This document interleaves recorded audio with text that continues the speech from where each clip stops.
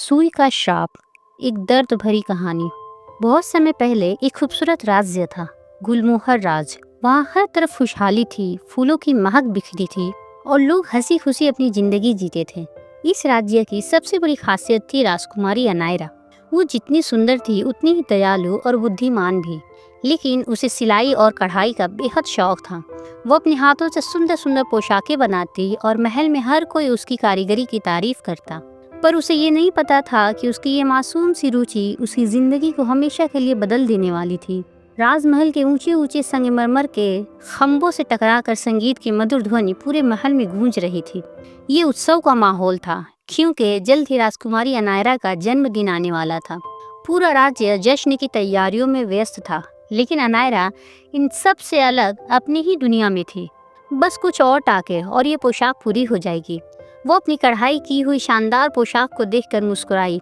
उसकी उंगलियां तेजी से सुई धागे पर चल रही थी और हर टांका उसकी कला को निखार रहा था। उसकी बनाई पोशाकें इतनी खूबसूरत होती थी कि देखने वाले दंग रह जाते। राजकुमारी, आपको खुद से सिलाई नहीं करनी चाहिए। महल के दर्जी आपकी मनचाही पोशाक तैयार कर सकते हैं, नौकरानी रूहाना ने चिंता जताई। अनायरा हंस पड़ी। रूहाना, मुझे ये काम खुद करना अच्छा लगता है। जब मैं सिलाई करती हूँ तो मुझे लगता है जैसे मैं अपने सपनों को बुन रही हूँ। लेकिन उसे नहीं पता था कि इस बार की सिलाई उसके सपनों को नहीं, बल्कि उसकी किस्मत को सिलने जा रही थी। जन्मदिन से एक दिन पहले महल में ढेरों उपहार आ रहे थे। अनायरा इन्हें देखने के लिए उत्सुक थी, पर एक उपहार बाकी सबसे अलग था। एक पुराना सुंदर लकड़ी का डिब्बा, जिस पर सुनहरे अक्षरों में लिखा था, तुम्हारे भाग्य का धागा। ये किसने भेजा? अनायरा ने सवाल किया, लेकिन कोई जवाब नहीं था। ना कोई संदेश, ना कोई नाम। जिज्ञासा से भरी अनायरा ने डिब्बा खोला। अंदर एक बेहद चमकदार सुई रखी थी, जो रहस्यमय तरीके से हल्की हल्की नीली रोशनी बिखेर रही थी।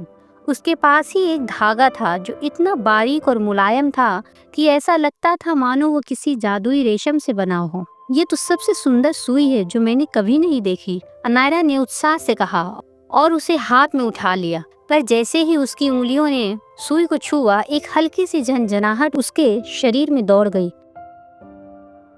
महल की मोमबत्तियां अचानक टिमटिमा उठी और एक ठंडी हवा का झोंका पूरे कमरे में फैल गया।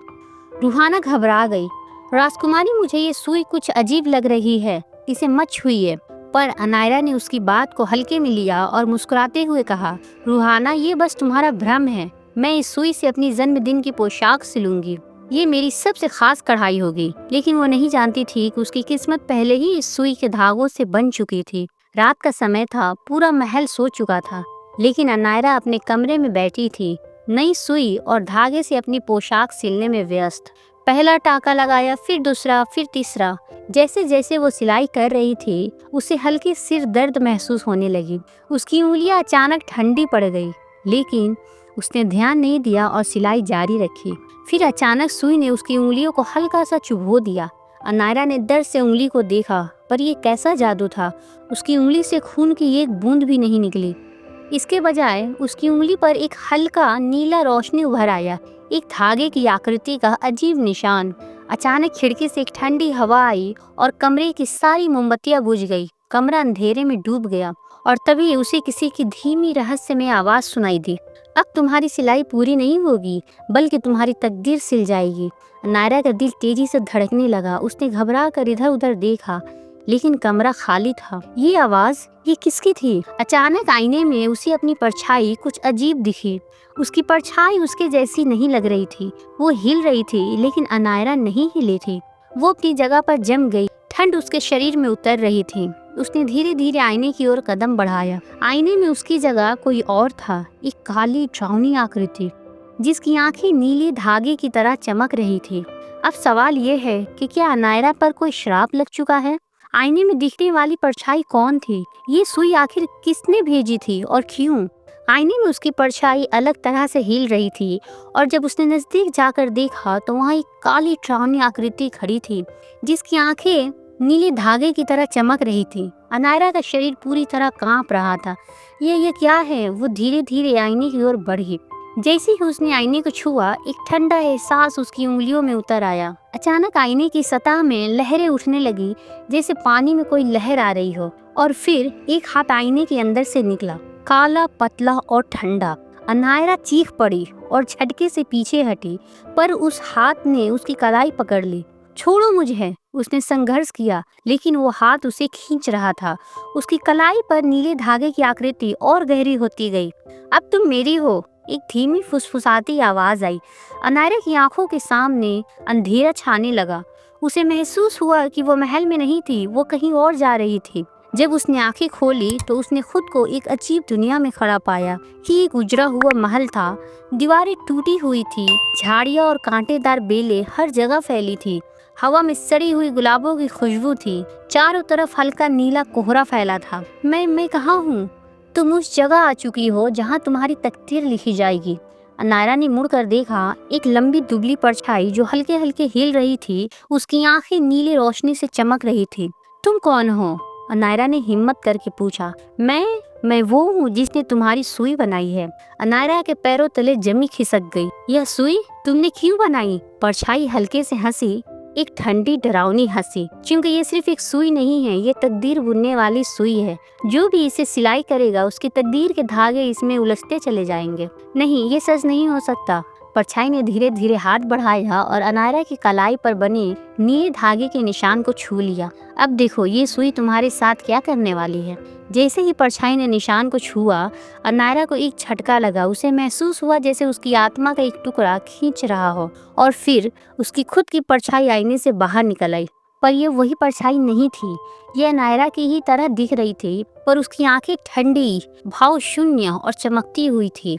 अब से ये परछाई तुम्हारी जिंदगी जिएगी और तुम इस श्राप की दुनिया में फंसी रहोगी। अनायरा ने घबरा कर अपनी परछाई को देखा। परछाई मुस्कुराई और बोली, अब मैं असली राजकुमारी हूँ। क्या नायरा अपनी असली जिंदगी वापस पा सकेगी? यह श्राप आखिर क्यों और किसने दिया? क्या परछाई महल में जाकर उसकी जगह ले लेगी? अब असली नायरा श्राप की दुनिया में कैद थी और उसकी परछाई महल में उसकी जगह लेने जा रही थी। महल के गलियारों में हलचल थी। नौकर चाकर दौड़ते भागते राजकुमारी की तैयारी में लगे थे। आज अनायरा का जन्मदिन था और पूरी रियासत इस जश्न में शामिल होने वाली थी। लेकिन असली अनायरा अब महल में नहीं थी, बल्कि उसकी परछाई वहाँ थी। परछाई ने धीरे धीरे अपना सिर ऊंचा किया और शीशे में खुद को देखा। उसकी आंखों में हल्की नीली चमक थी, लेकिन बाकी सब कुछ ठीक वैसा ही था जैसे असली अनायरा। अब ये जिंदगी मेरी है, वो खुद से बुदबुदाई और एक ठंडी मुस्कान उसके होंठों पर फैल गई। राजकुमारी, आपको तैयार होना है, सब लोग आपका इंतजार कर रहे हैं। रूहाना दौड़ती हुई आई। परछाई ने धीरे से उसकी तरफ देखा। उसकी आंखों की चमक थोड़ी और गहरी हो गई। रूहाना अचानक कुछ पलों के लिए रुकी, जैसे कोई जादू उसे जकड़ रहा हो। फिर वो धीरे धीरे मुस्कुराई और बोली, आप पहले से भी ज्यादा सुंदर लग रही हैं राजकुमारी। श्राप का असर शुरू हो चुका था। उधर अनायरा अंधेरी और उजड़े महल में अकेले खड़ी थी। उसके चारों ओर कोहरा फैल रहा था और दीवारों से ठंडी हवा टकरा रही थी। ये क्या जगह है? वो फुसफुसाई। उसने चारों ओर देखा, लेकिन कहीं भी कोई दरवाजा या खिड़की नहीं था। सिर्फ एक पुराना टूटा हुआ आईना सामने पड़ा था। वो धीरे धीरे आईने के पास गई और इसमें झांका, लेकिन उसमें महल नहीं दिख रहा था, बल्कि वहाँ एक अजीब दृश्य था। महल के दरबार में उसकी परछाई सिंहासन पर बैठी थी और राजा रानी खुश होकर उसके सामने बैठे थे। नहीं, ये नहीं हो सकता।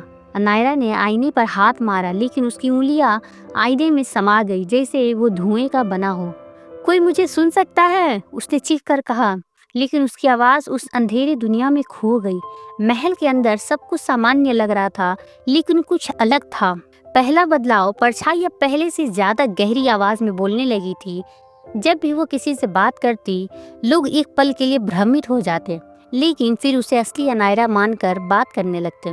दूसरा बदलाव, महल में लगे गुलाबों की खुशबू हल्की कड़वी होने लगी थी। पहले जहाँ फूलों की खुशबू पूरे महल को महका देती थी, अब एक हल्की ठंडी हवा महल के गलियारों में घूमने लगी थी। तीसरा बदलाव, जब भी परछाई किसी चीज को छूती, वो चीज थोड़ी फीकी और पुरानी लगने लगती, जैसे उसमें से जीवन धीरे धीरे निकल रहा हो। पर किसी को शक नहीं हुआ। सिर्फ एक व्यक्ति था जिसे कुछ अजीब लग रहा था, राजकुमार इवान। राजकुमार इवान पास के राज्य का था और अनायरा का अच्छा दोस्त भी। वो जन्मदिन समारोह में शामिल होने के लिए महल आया था। जब उसने अनायरा को देखा, जो कि अनायरा की परछाई थी, तो उसे कुछ अजीब महसूस हुआ।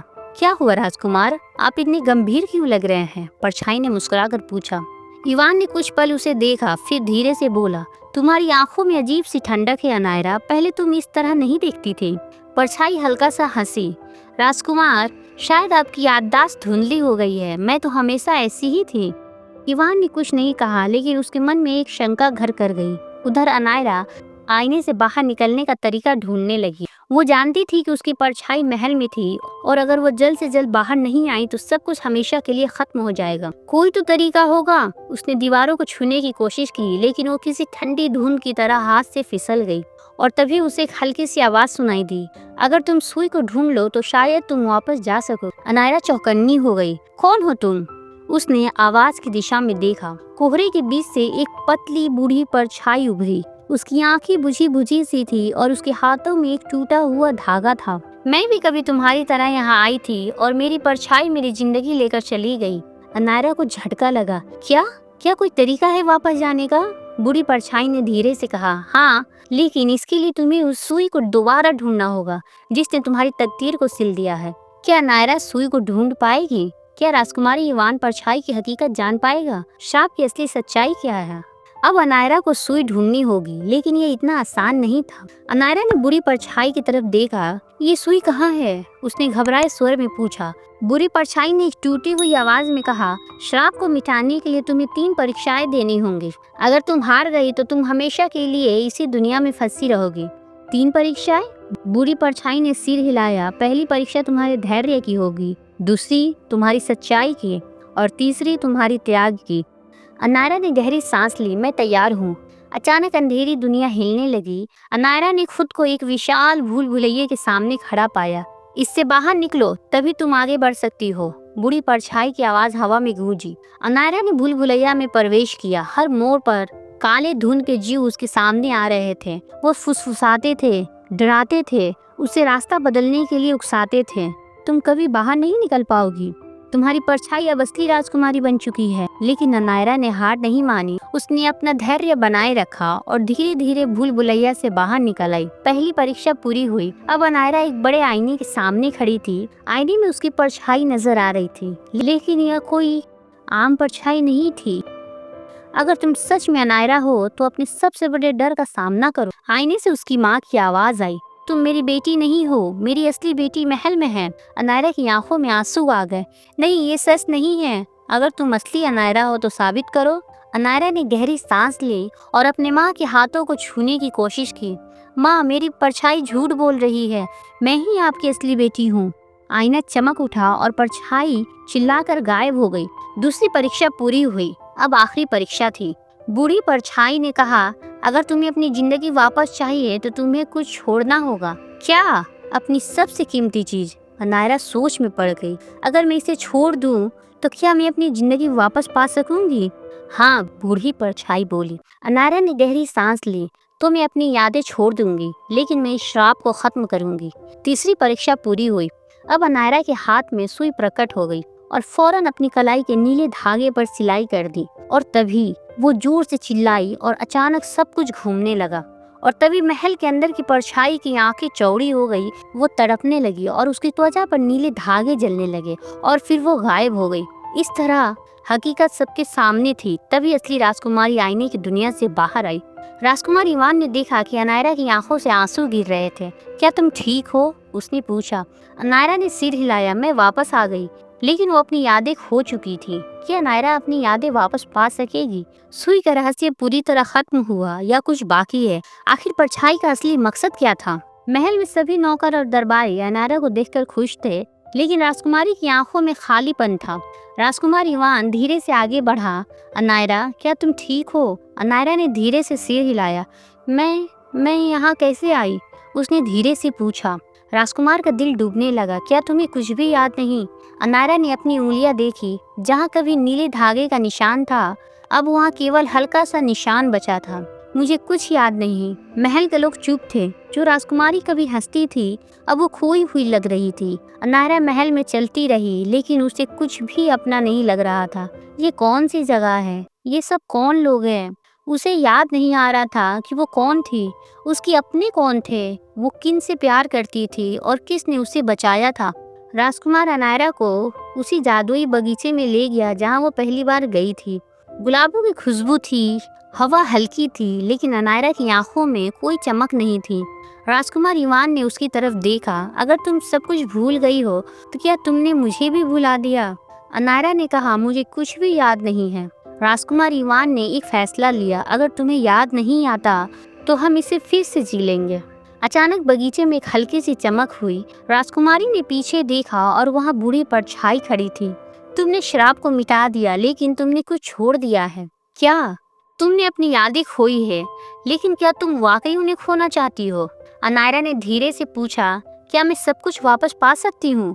बूढ़ी परछाई मुस्कुराई। हाँ, लेकिन इसकी एक कीमत होगी। क्या?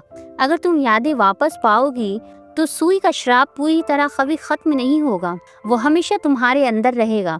अनायरा ने गहरी सांस ली। मैं अपनी यादें वापस चाहती हूँ, मैं जानना चाहती हूँ कि मैं कौन हूँ। बूढ़ी परछाई ने धीरे से अपना हाथ बढ़ाया और अनायरा की उंगलियों पर फिर से वही नीले धागे चमक उठे। अनायरा की आंखों में एक झटका सा आया, उसे सब कुछ याद आ गया। परछाई, सुई, राजकुमार इवान, उसकी माँ, उसके बचपन की हंसी। और वो खुश होकर अपने दोस्त इवान से बोली, इवान, मुझे सब याद आ गया। राजकुमार की आंखों में आंसू आ गए।